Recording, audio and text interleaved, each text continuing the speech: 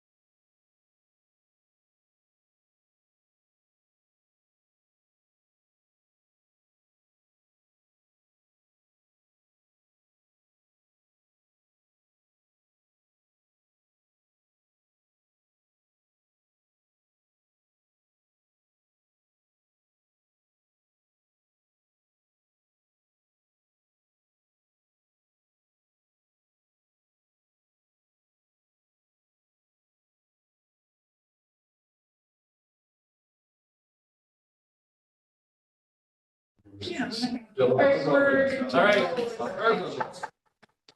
Calling this meeting of the Kingston Common Council Democratic Caucus to order. As much as they know what order it is. All right, welcome everyone. We are going to start this meeting with our annual report from the Kingston Land Bank. Gentlemen, or gentlemen, I don't know. Maybe you're savage now. Where's the place to go? Here. Go on, do it there. All right. Here's bigger table. No, what we need to do is take this table, lower it, and then use what we use to lower it, to extend it. You could have fewer. Yeah, there you go. With a couple of weeds.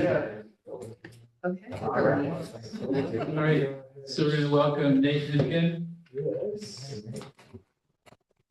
There we go. Oh, Fancy, look at that, wow. All right. Am I in the way? No, you're good. Awesome. Well, hi, everyone. I'm Nate Hennigan. I'm the board chair of the Kingston City Land Bank. For those of you who don't know me, thanks for inviting us for our annual report to all of you, give you an update on who we are, what we do, what we've been up to, all that good stuff. So feel free to jump in if you have questions. I'll try and keep it conversational, doesn't have to be formal. But we'll start with a bit of background. Apologies if any of this is redundant for those who already know, but just a bit of background. So land banks were authorized by an act of the New York State Legislature in 2012 to help municipalities return vacant and abandoned properties back to productive use on the tax rolls. There's currently 31 land banks across New York State. That's 2 more than there were last year. The Kingston City Land Bank was authorized by the council in 2015. We were officially established in 2018, although it was unfunded until 2020. We are a nonprofit 501c3 public authority run by 4 full-time staff members and a volunteer board of directors, including myself. And so, Nate, as a public authority, you're required then to abide by open meetings laws and the other requirements of any basic housing authority in the state, right? That's correct. Yeah. So we, just like you guys, we post our meetings on the city website and our agenda. Our meetings are recorded and uploaded to YouTube and all that good stuff. Thanks. So the mission of the Kingston City Land Bank is twofold. One is returning vacant and distressed properties back to the tax rolls. And the other is creating affordable homeownership opportunities that create generational equity and security. And that second part of our mission is actually really unique to the Kingston City Land Bank. All land banks do the first part, returning the vacant and distressed properties back. But we've dedicated ourselves to rehabilitating those properties and making them available as affordable housing in a strategic way that makes a life-changing impact on the families and our neighbors here in Kingston. So what does that mean? So this chart is meant to demonstrate our work in what we like to call the missing middle, which is those who make between 70 and 100% of AMI. Those groups are often left behind by other programs. And so along with RUBCO, KCLB is really the only provider that's creating affordable housing in this bracket. We also have a citywide focus. So as you'll see on this map, each one of those little orange, well, not the ones that are restaurants and stuff, but each one of those little orange bubbles is one of the various properties that we've either already sold and returned to the tax rolls, or properties that we're currently holding that are under pre-development or under construction currently. We'll work anywhere in Kingston where there's an opportunity for us to come in and make an impact in the community. So this is a repeat of a slide that we did last year, but wanted to demonstrate some of our results by the numbers. So going back to 2020, we've acquired 28 different properties, soon to be 29, once we close on 46 Grand Street, which we're very appreciative that the council voted recently to award to us. We're aiming to close on that on March 20th, with demo of the building being soon after, and then continuing some of our work on pre-development. Total properties returned to the tax rolls, 19. That's an increase of 6 from when we were here last year. That number is made up of 15 fully renovated affordable homes, 4 as-is property sales, of which 3 were residential and 1 was a vacant lot that allowed a neighbor to expand the property. And that number also doesn't include 4 affordable homes, part of our current Keystone project, which we just held the lottery back in January. Those are expected to close in mid-spring time. So that number is going to keep going up. Total new affordable home ownership opportunities, 15, and that's an increase of 6 from last year. These 15 properties come from 5 homes in our initial pilot program, 4 in the Legacy Cities Access Program, or Legacy Cities 1, 6 from Legacy Cities 2, and then we have 6 more homes as part of our current Keystone program, which are on the way. As I mentioned, we held 4 in a lottery back in January. There's 2 more that are currently under construction. We expect that those will be we'll hold a lottery for those later on this year. So the assessed value back on the tax rolls, that's $2.5 million. New tax revenue, 64,000. That's an increase of 14,000 from this time last year. And local economic activity from all the different businesses. We really try to focus on hiring local companies to come in and work with us, contractors, subcontractors. So $10 million of local economic activity, give or take.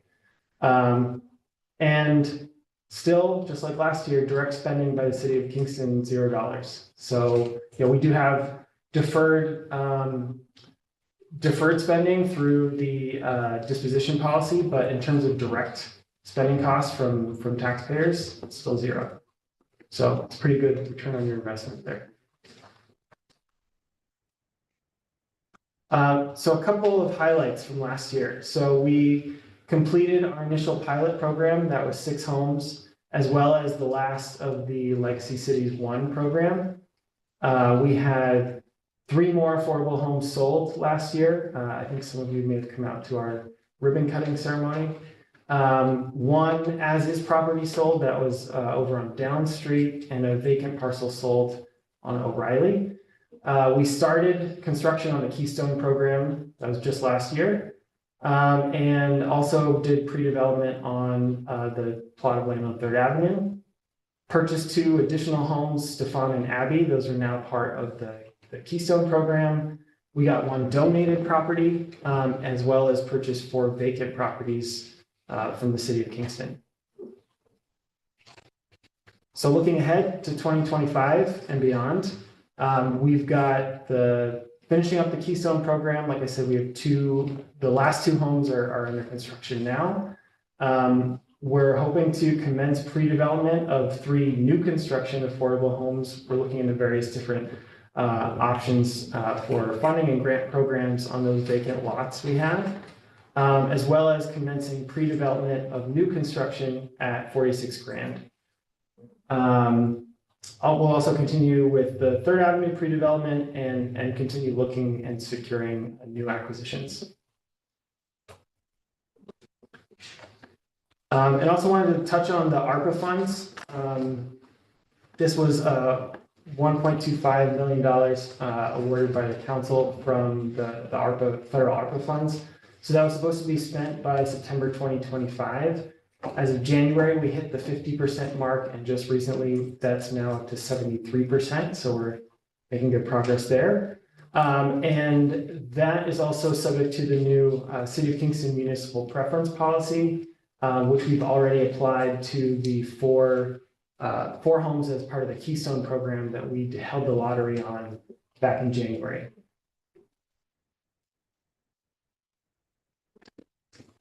So I wanted to give some more context on how we acquire properties and how that's changed over the years. So from 2020 to 2022, the Kingston City Land Bank actually paid the full price of the back taxes in order to acquire tax foreclosed properties that were owned by the city. This approach was different from most other land banks who don't pay the full price of the back taxes. In 2023, the city passed its disposition policy, which provided that the land bank would have a first opportunity to acquire city-held properties for an acquisition price of $1 before they were sold through other means. This only applied to properties with $30,000 or less owed in back taxes, and the land bank would then make a deferred payment upon the sale of the house, which was on a sliding scale depending on the affordability. So if it was 80% AMI or less, it would be a payment of $7,000 and so on upon the sale.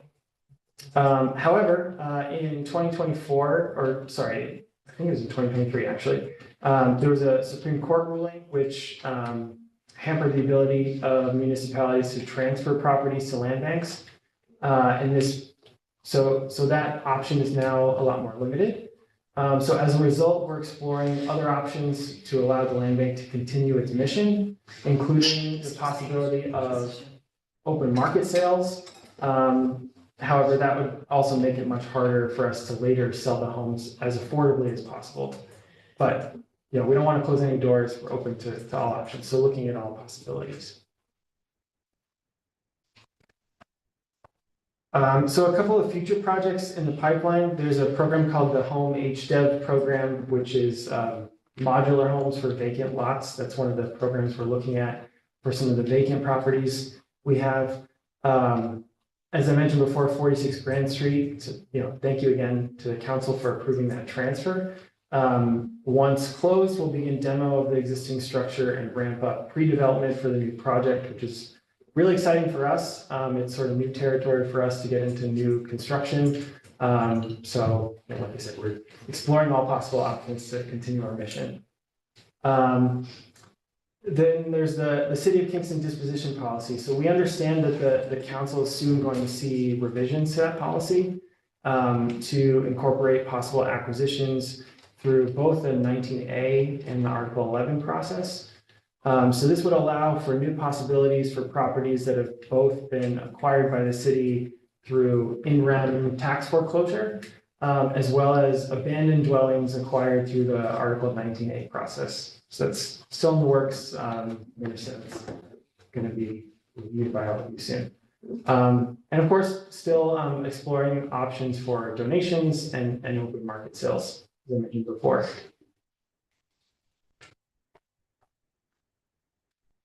So we wanted to include this graph because looking ahead to future home sales and our work to keep these as affordable as possible, one of the challenges is the impact of interest rates on the sales price. So to illustrate that, this chart shows different levels of affordability based on interest rates. And as you can see, even a modest 1% increase or decrease can really impact the ability to sell these homes at different AMI levels. So I also want to note this doesn't even account for other cost increases like increases to the cost of building materials. Something like a crazy tariff. Yeah, sorry. Canada. Yeah, that was the next thing I was going to say. Tariffs that might increase prices, that sort of thing. So keeping an eye on that, but hoping that it doesn't have too big of an impact. So let's talk price calculations. So we also wanted to show this, which are designed to show the monthly cost differential of home ownership under the homes we've sold versus renting. So if you take a family of 4 at 80% of AMI, the minimum monthly income required for housing costs based on established guidelines for renters is $2,334 per month. Now, if you compare that with home ownership, based on a sales price of $207,000, which sounds low, but that's the highest amount that we have sold any of our homes for. So that's the top of what we've sold for. We try and keep them as low as possible.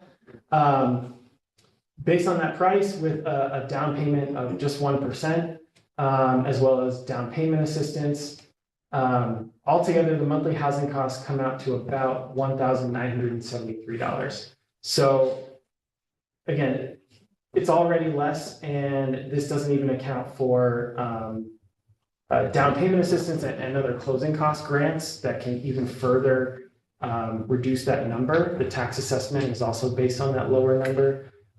So the total monthly, this is sort of the maximum, but the total monthly housing cost is typically even less than that. This also doesn't account for the other major difference, which is these homeowners are really building equity. And because that equity is based on the appraised market value of the home, rather than the reduced sales price of the home, our new homeowners may even have more equity on day one than the cost of the purchase price, which is kind of incredible. So it's really building generational wealth, which is what we strive to do.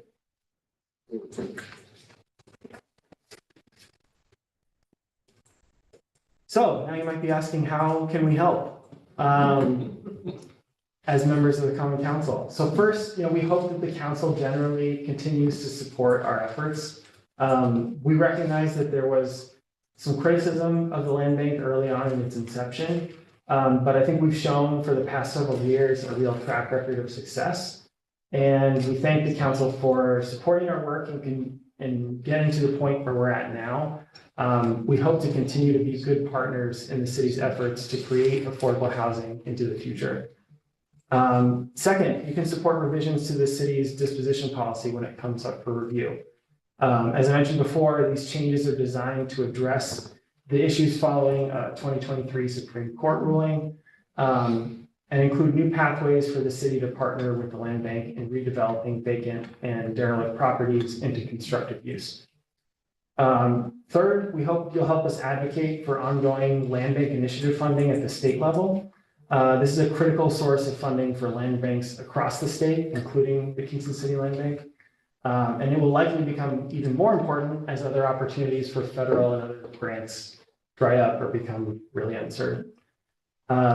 Fourth, we hope you'll help us spread the word to your constituents. It doesn't cost anything for that one. So, especially about future home sales and fundraising opportunities, we welcome any help we can get in order to try and get the word out. We do our best to get the message out to the community. Some of you might have seen our big billboard on top of People's Place during our last marketing campaign. But, we can always do better. We're trying with every new iteration to get that message out better. So this is especially important later this year when we hold another marketing campaign for the last two houses in the Keystone project. Fifth, you can advocate for more down payment assistance funding from the city. This makes homes available to much lower AMI levels, as I demonstrated some of those graphs before. And finally, we hope that the council continues to generally support affordable housing projects and initiatives across the city. We recognize we're just one organization in this space. There's many other groups and individuals who are also working to advance initiatives and address the housing crisis. So whether it's with us or not, we're still working towards the same goal. So we hope that the council will continue to advocate for these opportunities in the future. We at KCLB have been successful, I think, by sticking to a very targeted strategic approach that tries to create the greatest level of impact without overextending our scope.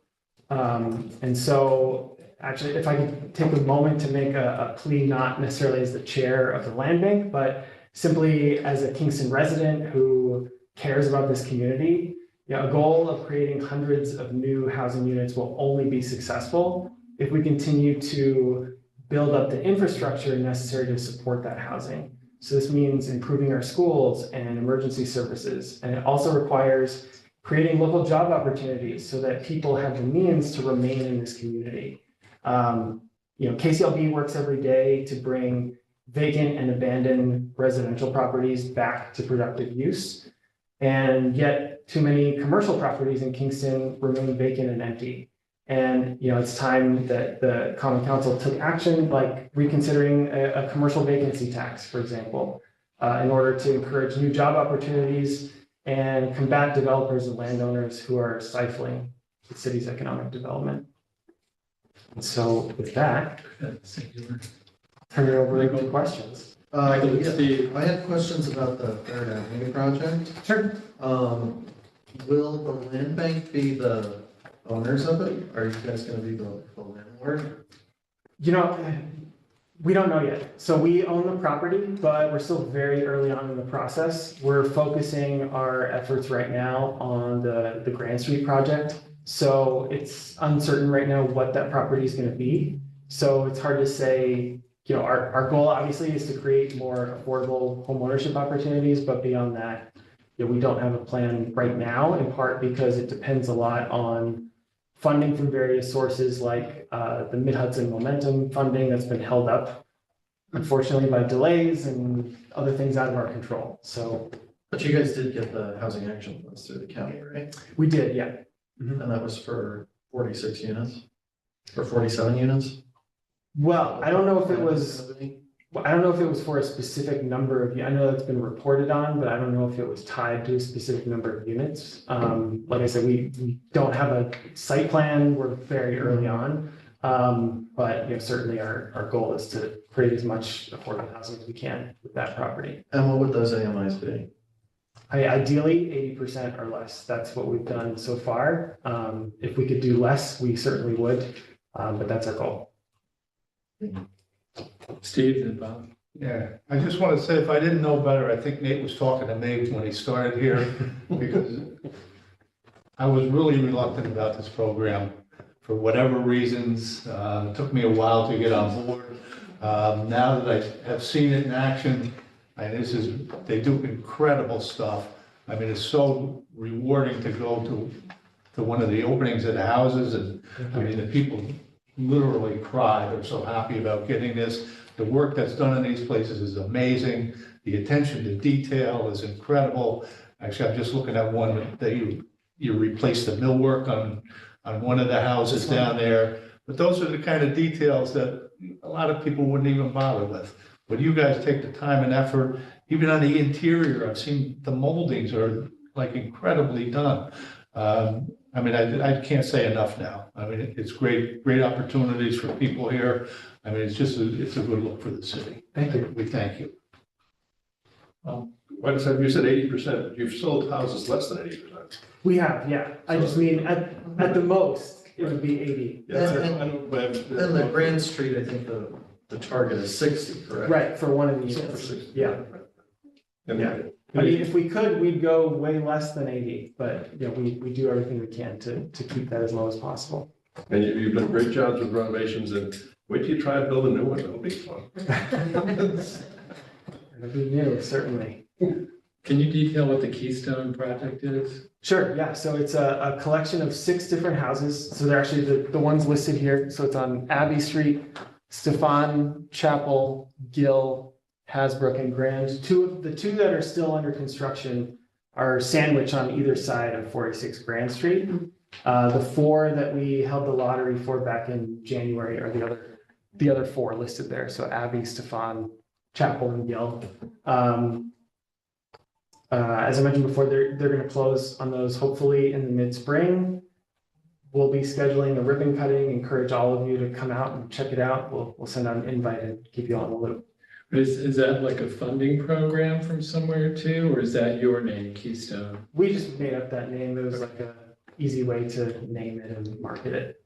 Okay, and so when you all are selling these properties, and you mentioned various kinds of assistance, what are the sources of that assistance? Are we talking about like state programs, Yeah, so vouchers, anything like that? sure, it comes from a couple different sources. So, we do get some funding from the Novo Foundation for operational grants. We also get a lot of money from the state through the Land Bank Initiative.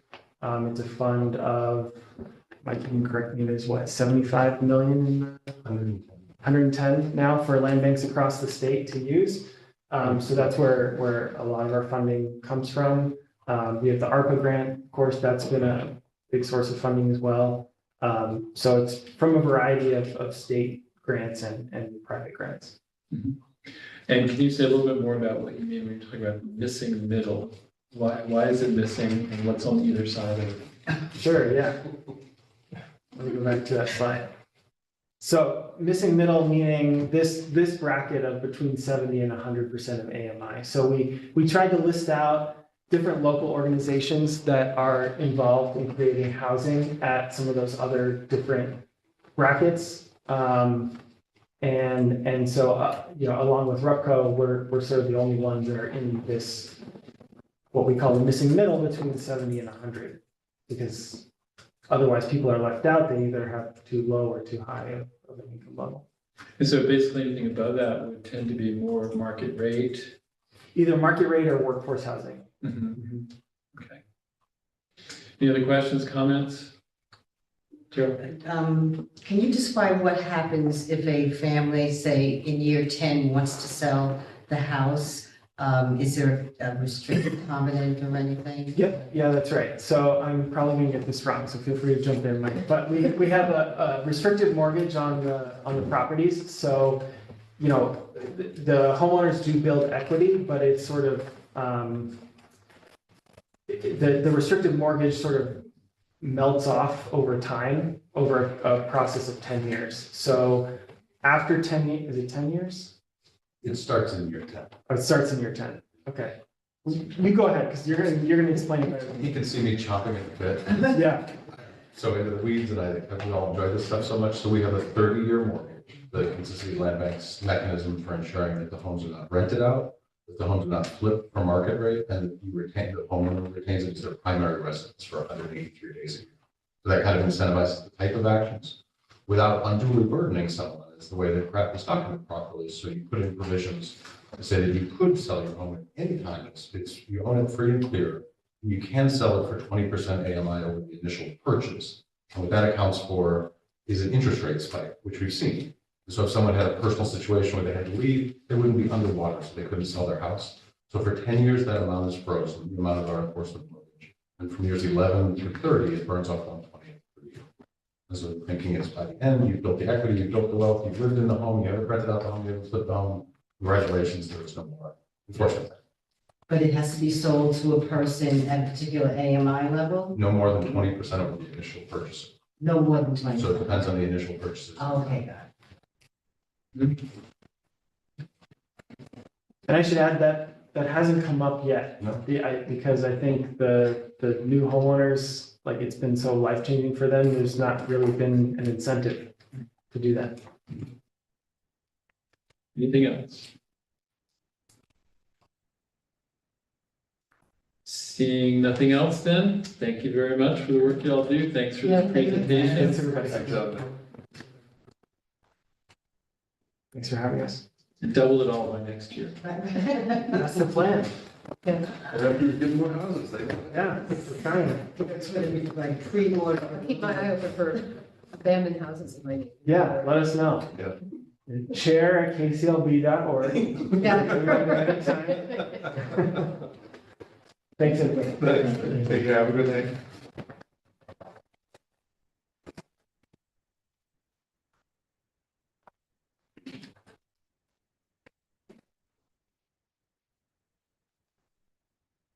All right.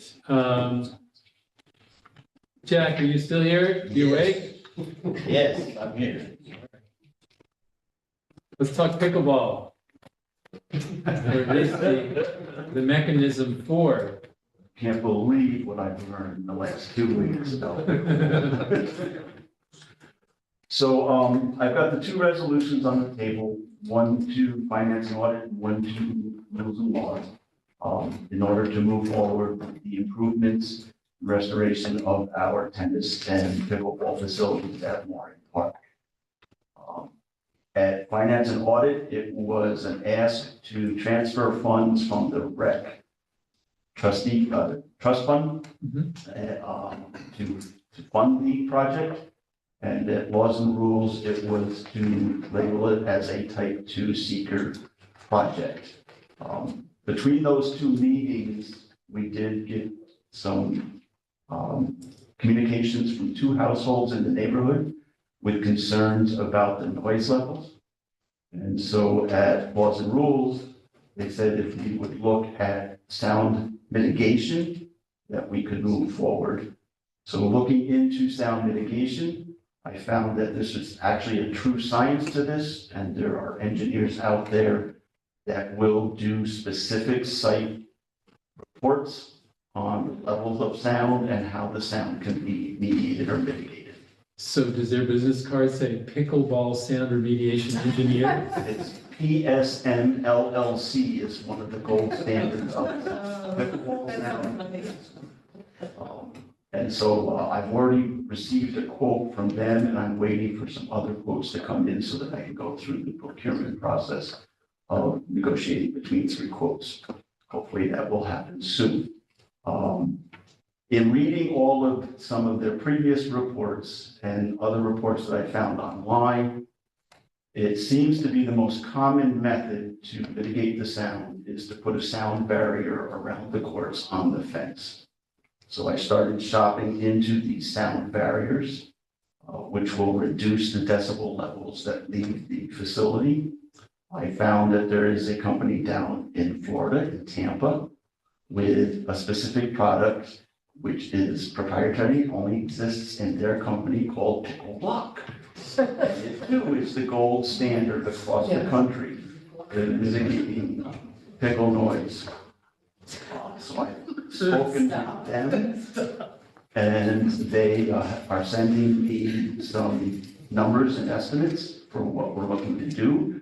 but I don't have a report yet from the engineers as to how much of this product I would need to put around.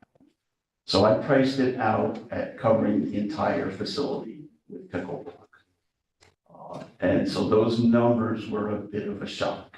With the engineering, with the pickle block material, and then with having to upgrade the actual weight of the fencing to take the additional wind load on the pickle block, I'm looking at an addition of $145,000. That's a lot of people. What is this pickle block look like? It's a heavyweight black vinyl material that gets strapped onto the fencing. And how was it strapped on? Sorry. Like, With stainless steel woven straps. okay, It has an expected 10-year lifetime. And it has been used here in the area. They did one 3 years ago up in Albany, and it's been holding up well. So we know it's not just a Florida material, it will survive our winters.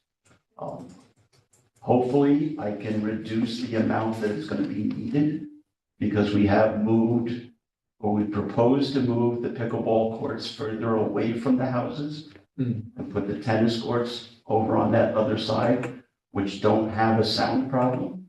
So I may be able to just mitigate just the pickleball courts alone, which would reduce my estimates. Can I answer a question? Now, you're playing pickleball there now. Yes. We've never heard a complaint from the city until you brought this up on bringing it to renew it. Yeah, I can talk about that a little, please, because it's more than two. Yeah. Okay. Well, yeah, I read that. It's not- There's a bunch of people that are, and once they got wind that we were gonna do an improvement, that this is their opportunity. They are really unhappy with the present situation where it's loud and they don't like it.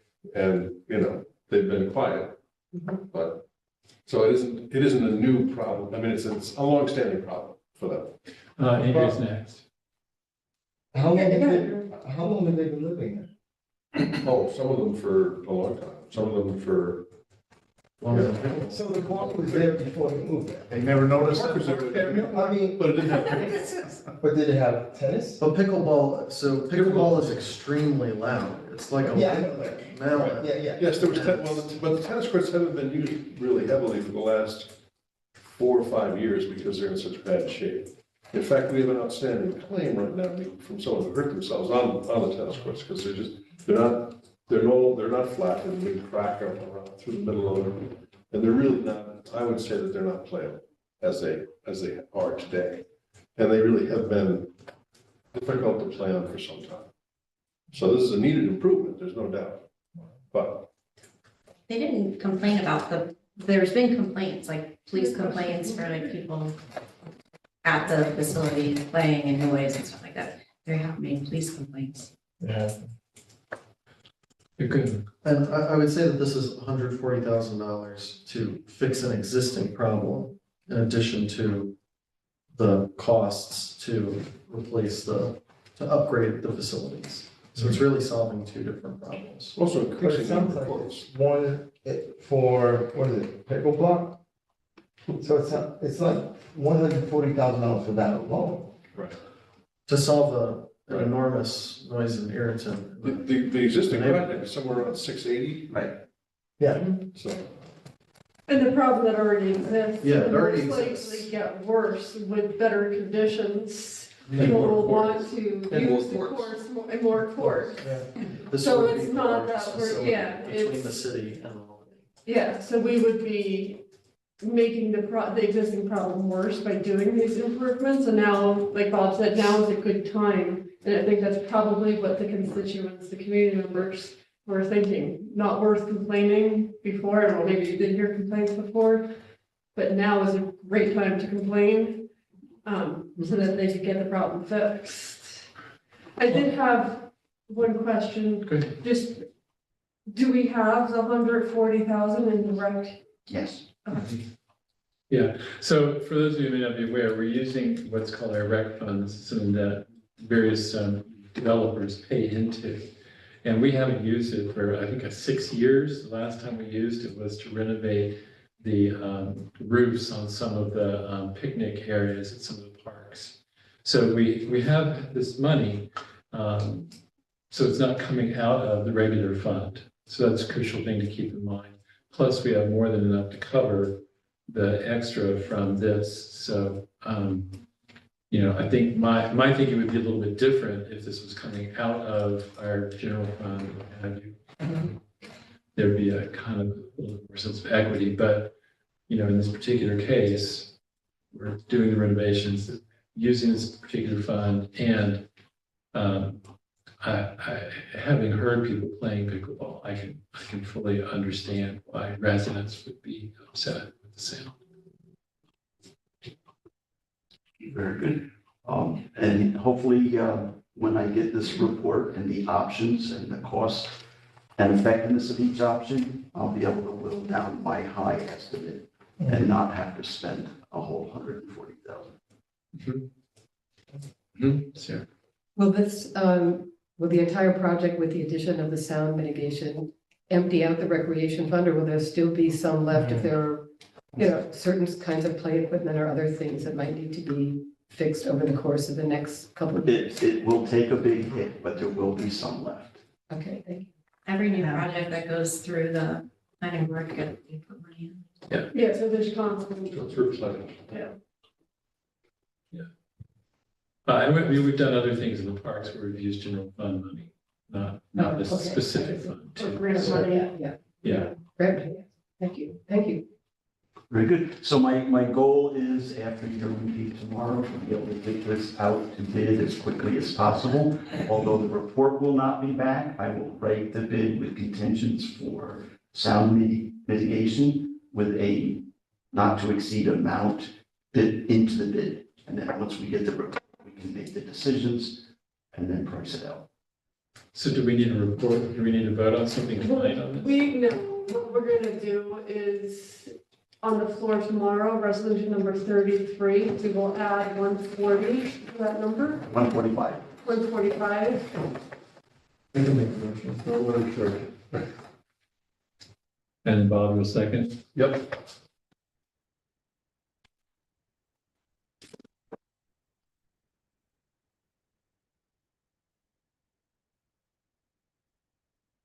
And then that way when we get to the laws and rules resolution number, which is 41, yeah, that won't be a problem because it was just pursuant to, or in condition of this.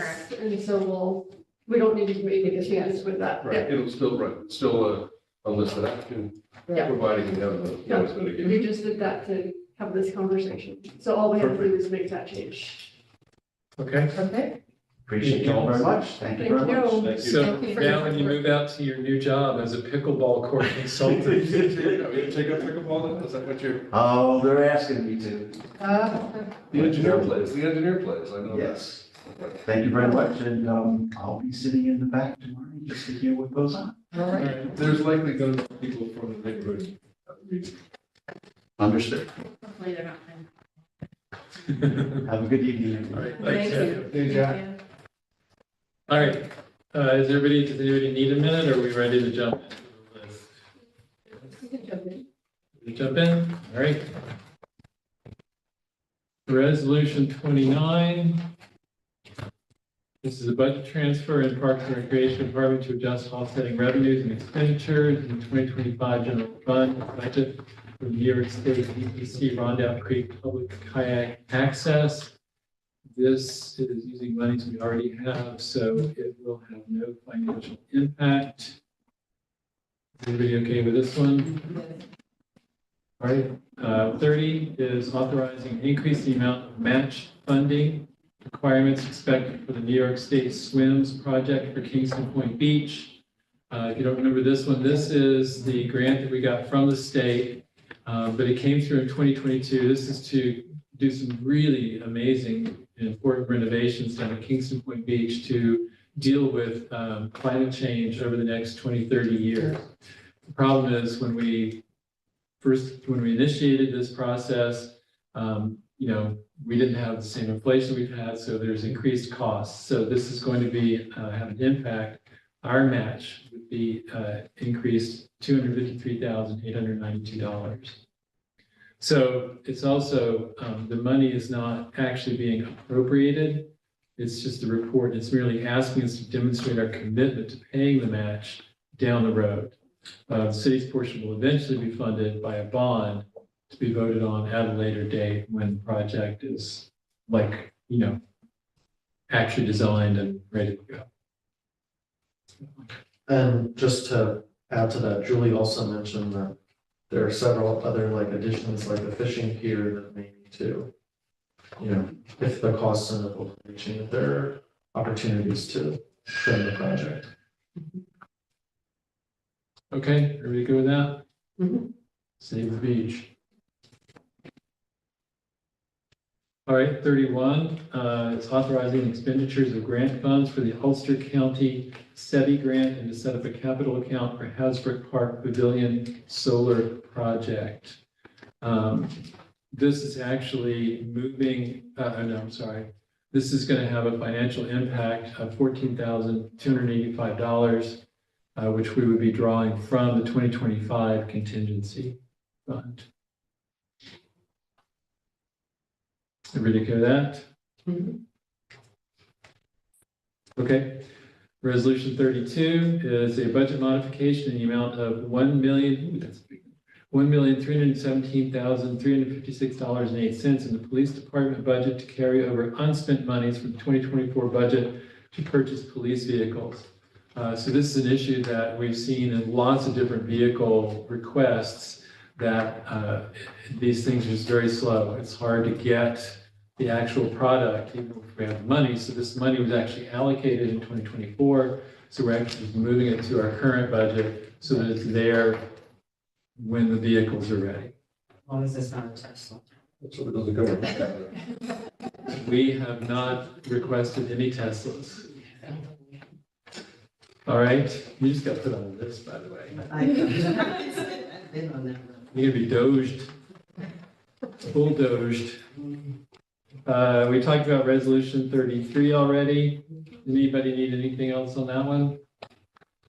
Number 830, 830? Oh, total. I need to get the total number. yeah, Okay, addition. that is 685 plus 125. So let me ask a question about this. What if this sets off, different communities asking, well, can we get somebody for our parks?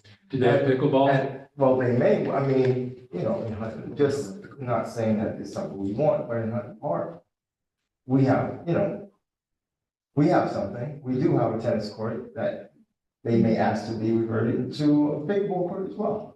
So being that that's a lot of money, almost over almost $1 million. Mhm. So to take that and put it into one park, once this gets out, I'm thinking that we're gonna have other people that are also. But we have used this in the past. We replaced the roof on the picnic pavilions at Hasbrook Park with that money, and I think in another park too. Right. So we have used this money in different parks. Steve? Actually, that's the point I was gonna bring I up. mean, that's just a large sum of money.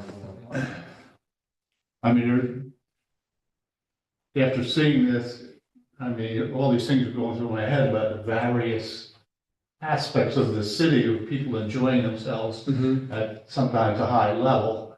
Downtown, I'm not gonna belabor the point, but I moved into my house downtown. This was the quietest place in the world. Now, all of a sudden, there's festivals down there every other week. There's the noise level is incredible. Nobody has ever complained. I don't complain about it because it's people enjoying themselves. We have Hasbrook Park, well, those screens are pretty well shot, but people live 10 feet from those tennis courts. There are tennis courts where, again, people live 10 feet from them.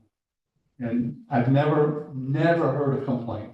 And to be fair, I spoke to a couple people about the pickleball courts, and I do know a lot of these people personally. I don't begrudge them this, but, I just think this is a lot of money to spend. and it could open a can of worms. And we have a lot of parks. Yeah, block park. There's softball games go on until midnight down there, 5 nights a week. There are no fences other than the ball field fence. There's no screening. We don't even have trees along the road to buffer that sound. The lights are on until 11, 12 o'clock some nights down there.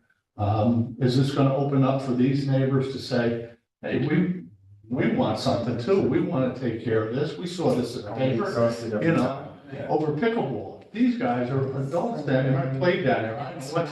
I know what the noise level is down there. You know, you got adults screaming and yelling and, you know, it's constant din. I'm not quite sure how the neighbors put up with this over all these years, but there's been softball down there for more than 50 years. So.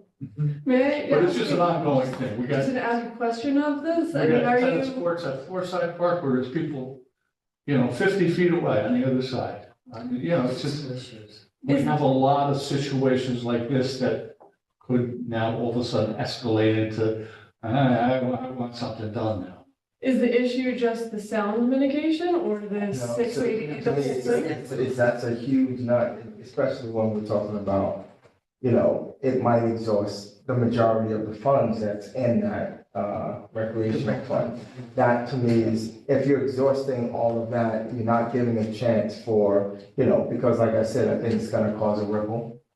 And I feel that there might be, you know, we don't want to say, like, we don't have anything to discuss it at all. Michael's next. So I don't think that's necessarily a problem. I think that's a good thing that people, now you want to use this opportunity to get better parks. And, you know, we just approved an enormous expense for Kingston Point. That's not through the park fund. That's, but it's still, we're still on the hook for a lot more, for more or less the same amount of money for one park. I'm not opposed to it, but I think that it's a good can of worms to be opening, because I think a lot of our parks need improvement. Andrea and Sarah.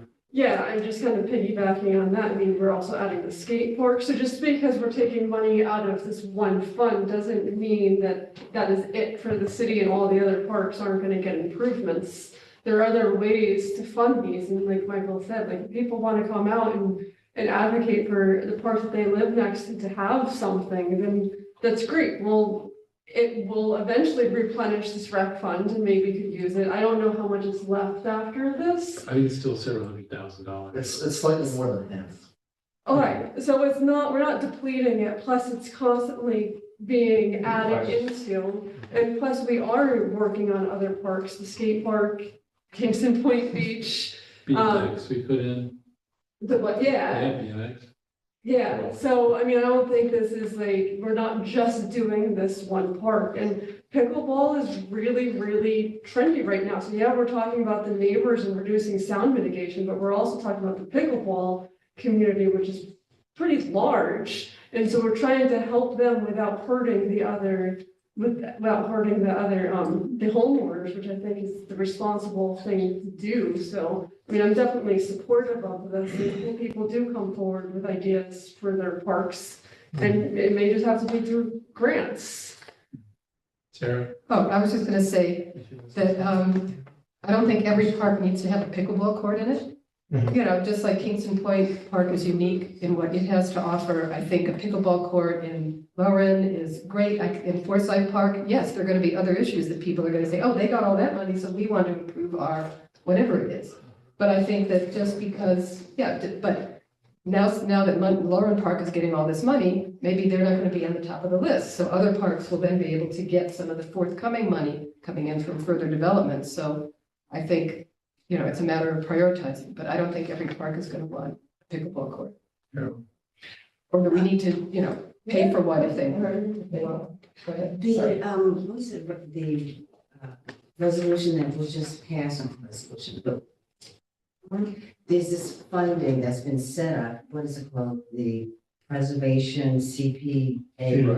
Community Preservation Fund, right. Yeah. Would that in any way cover or can be, those funds be used for parks and recreation? I think so, yes. So that would be sort of like the Yeah. same funding source as, say, the rec Be fund. another option.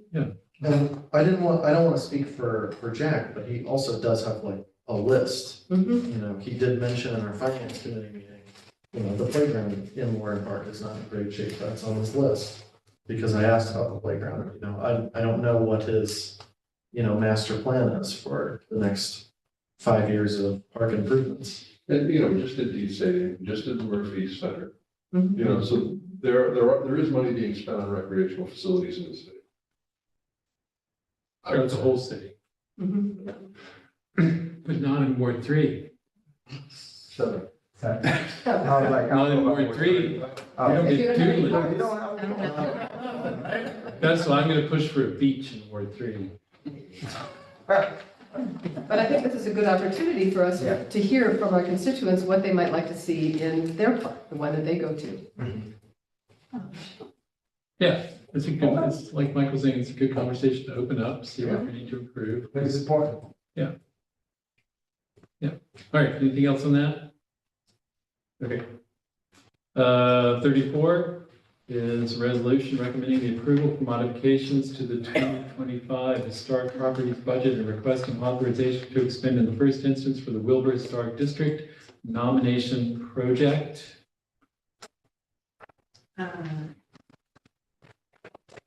This is a grant to, I wasn't in this meeting. It's finance. Yeah, I was just bringing it, so. Well, but it's Wilbur, I know. She's not in finance. but it's Wilbur. No, but it's What a is zero, the application? it's zero financial impact, Oh. right? Yeah, because we have passed this already. Yeah. And it's zero financial impact because the matching funds are coming from the Maritime Museum. Mhm. No, this is new. No, this is something else. I'm sorry, I'm thinking about the. This isn't, White House. yeah. Yeah, that's- Sorry, I'm not thinking about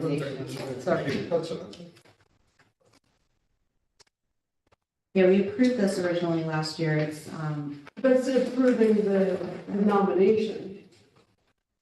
That was what we approved last year, correct?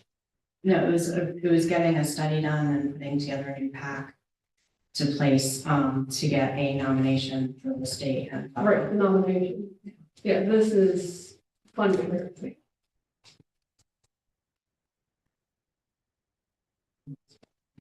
Where is it here?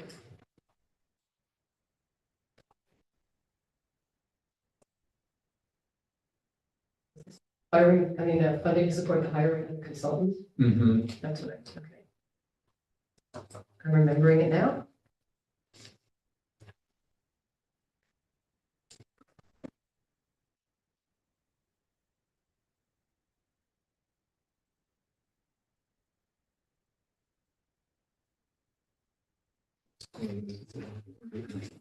Here it is.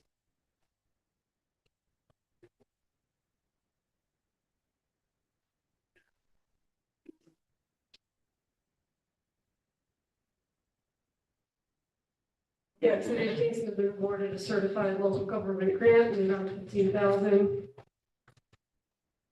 There is a ten Oh, here thousand it is. matching fund requirement. Mhm. Oh, right, yeah, so it's to hire the consultant. Currently, Wilbur only has local historic district costs will be covered by grant and $10,000 city match, with that money to be taken from fund balance. Why does it say zero? It says zero, I know. I don't know. Maybe because it's coming from, no, I don't know why it says zero. It should be, It should be 10,000, right?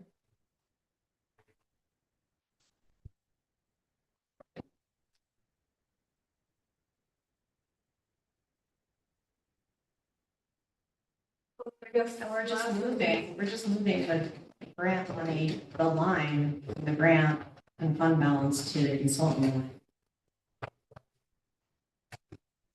So the money is already. Yeah, it's already there. We're It's just already moving there. lines. I mean, Yeah, I $25,000 onto the consultant from the grant. Is it 10,000 of that coming from fund balance? It's coming from fund balance. New York State grant is 15,000. Right. And the fund balance is 10,000. Yes. Therefore, it should be $10,000. 10,000 financial impact. But Unless it it's was already in a the budget. financial impact last year. when we- I think that's Pass right. it. I think Michelle's right. I think the money's already been sitting there. Yeah, So we it's not allocated above and we beyond. allocated the match last year, Mhm. which was the financial impact.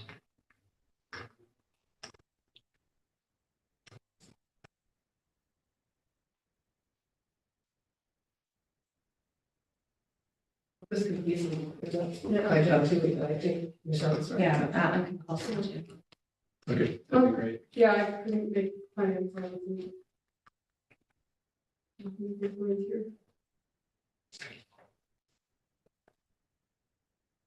All right, so we're gonna get more information on that one. Otherwise, everybody's okay with Here that? it is. I'm just reading Sue Cahill's memo. It says the funding was initially placed within the fiscal year 2024 budget. Oh, okay. Oh, After the award, with the anticipation that the grant paperwork would follow last fall. So they're asking to essentially move the funding. Okay, Okay, so so here that's it why is. it's both. Yep. And it's a zero. In addition to zero, yeah. Okay. Good. Everybody all right with that then? Mhm. All right, then, resolution 35, recommending approval for modifications to the 2024 planning budget. This is the lighthouse one, so this is going to be completely covered by a New York State grant. No, that's 36 is the lighthouse one. 35 is. Oh, this was Oh, for, that's the other one, yeah, this is for transportation forester. for the urban forester. yeah. I know, it's hard to keep track, and this has zero financial impact, 'cause it's just moving from one budget line to another within that department. Although, I mean, we may end up paying for this. Right. We got doged on it. I know, Okay, then the next one is the lighthouse one. right. But this is also $0 impact, as the total cost for this is going to be covered by a New York State grant for the conditions study and improvements project for the lighthouse. Everybody hear that? This dark age. Resolution 37, authorizing a 2024 budget transfer in the Parks and Recreation Department in the amount of $57,233 to reconcile accounts. So this is moving money within their accounts, so it has no financial impact. All right. Resolution 38, authorizing settlement of tax certiorari proceedings for MC for McNaughton and Paola? Not Paola, sorry. With real property tax law, section 727, to apply to the 2026, 2027, and 2028 years. So this is a court action that's been settled according to Dan Baker's satisfaction. And if anybody wants to discuss this, we would need to go into attorney-client session. Or you can trust the finance committee that we vetted it. There will be some financial impact, but not much. What was it?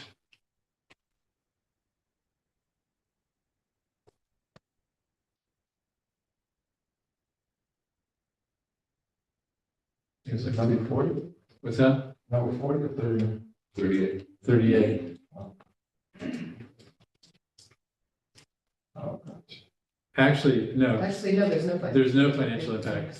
We thought there would be at first, but as we talked about it with the lawyer who handles this for the city, we realized it's actually zero financial impact to us. So that's a pretty good outcome. Mhm. All right.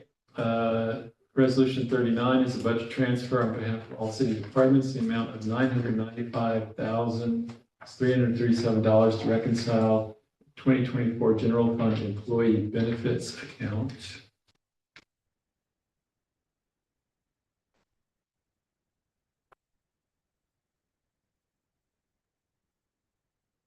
And this one actually redounds to some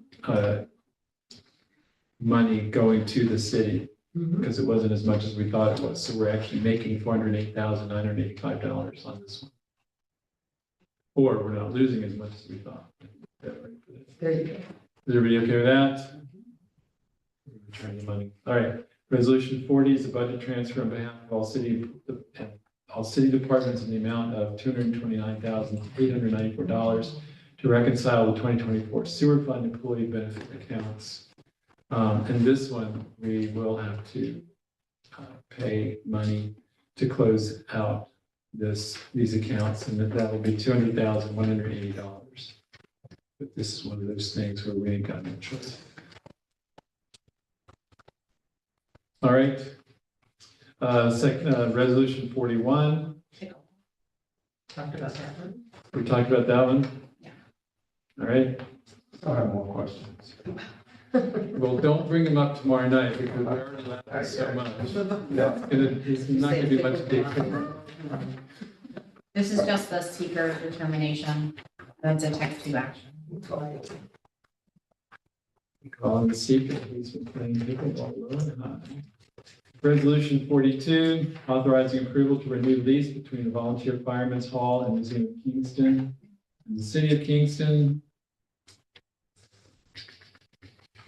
A 6-year lease, a new 6-year lease. Yes. We're satisfied with that. Yes. Yes. All right, resolution 43. Got traffic.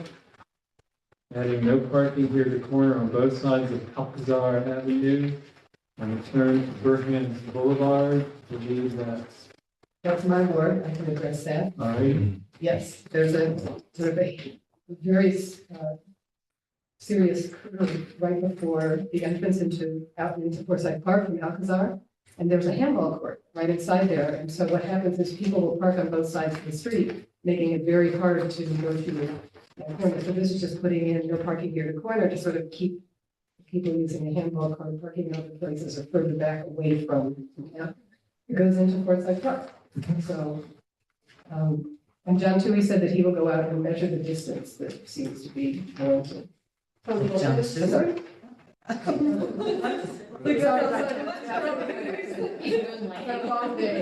Anyway. We've been measuring it with dollar bills. Yeah, so I think that will just, we have a lot of safety issues in this little neighborhood because the streets are very narrow. So I think this will just help. And lots of children. And lots of children. Let's put a pickleball court in. I think the handball court is enough, but it gets used. It gets a lot of use. All right, we're good with that one. Then we move to resolution 44, adding handicap parking on Henry Street. Everybody okay with that? We need to discuss. Resolution 45, appointing 7 members to the Community Preservation Advisory Board.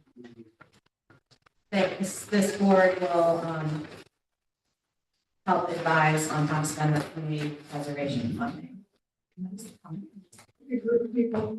And then we'll also have resolution 46, which came out of finance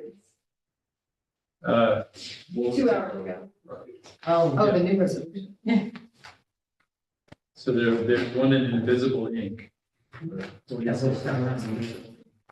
You all were here for that, so you know it's right.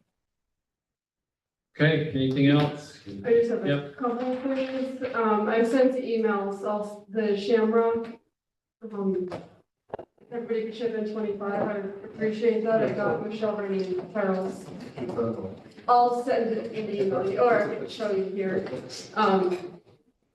Yeah, I hope you consider walking. I'm gonna attempt to run the parade. Run? Wow. Yeah. We'll see how I I'll wait. And then the other thing, I still need a quorum for the special finance meeting. I haven't heard from you. What day is that? And you, That's March Monday, the 24th, I heard from you and you. March 24th. John is eagerly waiting, so if you can let me know, and if you can't, I'm gonna Yes. ask. you. On Okay. that, yeah. Okay, great. And then we got a little note when one of our in members, when you do the in memory thing at the end of council, we send out a letter so that they know, we sign it each month. And so, I got it from the mailbox, so if you want to pass it around, so we've gotten a couple in the past, just so they know that it's appreciated. So while that's going around, What time was special meeting? 6:30. that's Ms. Cohen. She lives on my ward. If everyone, I don't really know how to proceed, given the current situation with the federal government. We've already seen the taking away of funds for a program here. We have seen a number of other things happening at the federal level. So I'm just kind of thinking, if there's a way that we can try, given the chaos, to pre-consider some of the possibilities so that we can try to think about, I don't know, somehow to prepare, somehow to think about what our responses might be in various kinds of situations that might come up. Because we've heard that the Doge folks are firing lots of people at HUD. HUD is the federal agency that supplies the funds for housing choice vouchers. So if that dries up, what are we going to do? We're going to have lots of people in the city in very difficult straits. We've seen too the money taken away for the urban forester, a number of programs that we have that are grant funded. Mostly the things that we're funded as a city are not the real essential stuff of the streets, the sewer lines and those sorts of things.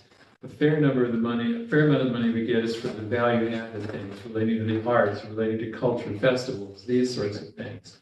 But the loss of any of these would seriously diminish the quality of life here in our city. So, like I said, I don't know exactly what we can do. I just have a lot of concern about some of the possibilities given the chaos that we face. So I'm just asking you all to think it through. If you get any ideas, if you have any particular concerns, if you'll let me know. We can also be in touch and think about anything. Yes. Yeah, I think your concerns are warranted. I think it's also hopefully that this, in the ongoing state budget negotiations, Governor Hochul will step up. I know that there's a lot of proposals right now to increase taxes on the ultra wealthy to cover some of these gaps. Hopefully the state can step in. So I think it is worthwhile to sort of be an active observer of the ongoing state budget negotiations. They didn't take kindly to my idea that we should all pay our federal income taxes into an escrow account at New York State, and they're like, can't do that. I'm like, why not? State of Maine, I think Reggie runs that, she's just like, not gonna pay. I like her. So, all right. Yeah.